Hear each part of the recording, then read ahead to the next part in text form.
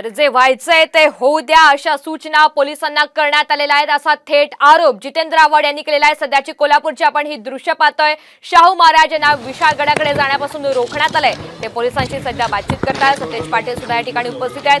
खरं तर अधिकची माहिती रणजित माजगावकर आपल्याला देत आहेत। रणजित, सध्याची काय परिस्थिती आहे? शाहू महाराज यांना जाण्यापासून रोखण्यात आलंय। शाहू महाराज आणि आमदार सतेज पाटील यांच्यासह इंडिया आघाडीचे महत्त्वाचे नेते सध्या विशाळगडच्या दिशेने आलेले आहेत आणि पांढरं पाणी हा जो परिसर आहे या परिसरात मोठा पोलीस बंदोबस्त तैनात करण्यात आलेला आहे। या ठिकाणी या परिसरातले प्रांत आहेत, वरिष्ठ पोलीस अधिकारी आहेत यांनी शाहू महाराज आणि सतेज पाटील यांना या ठिकाणी रोखून धरलेलं आहे। आतमध्ये 144 कलम जमावबंदी लागू केल्यामुळे आत कुणालाही सोडू शकत नाही असं अधिकाऱ्यांनी सांगितलं। यावेळी सतेज पाटील आक्रमक झालेले आहेत। त्यांनी कुठल्याही परिस्थितीमध्ये आत आणि जाणार, तुम्ही वरिष्ठ अधिकाऱ्यांनी कलेक्टरांसोबत बोला, किमान 15 नेते जे आहेत हे आतमध्ये जाऊन स्थानिक नागरिकांशी आम्ही बातचीत करणार, जर आम्हाला सोडलं नाही तर या ठिकाणी ठिय्या आंदोलन निश्चित। आणि त्यामुळे आता पोलिसांशी बातचीत ही करण्यात येते।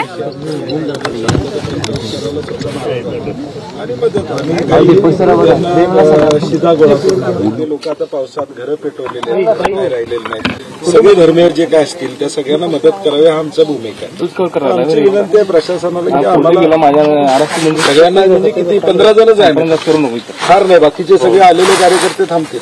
15 लोक आहेत, आम्ही इंडिया आघाडीतून आलेलो, तर आमच्या 15 लोकांना सोडायची परवानगी द्या, बाकी कोणालाही सोडलं नाही त्या हरकत नाही। आमचे बाकीचे कार्यकर्ते आता 100-200 आले, सगळ्यांना मी विनंती करतो थांबायला, ते कोणी येणार नाही।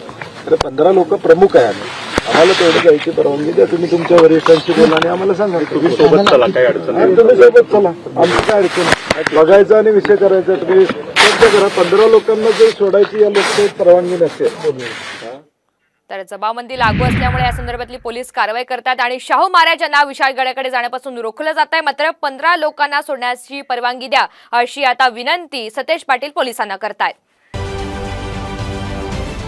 महाराष्ट्रातील सर्व बातम्यांचे विश्वासार्ह व्यासपीठ सकाळच्या सर्व सोशल मीडिया प्लॅटफॉर्मला लाईक, फॉलो आणि सबस्क्राईब करा। तसंच सर्व नोटिफिकेशनसाठी बेल आयकॉन प्रेस करायला विसरू नका।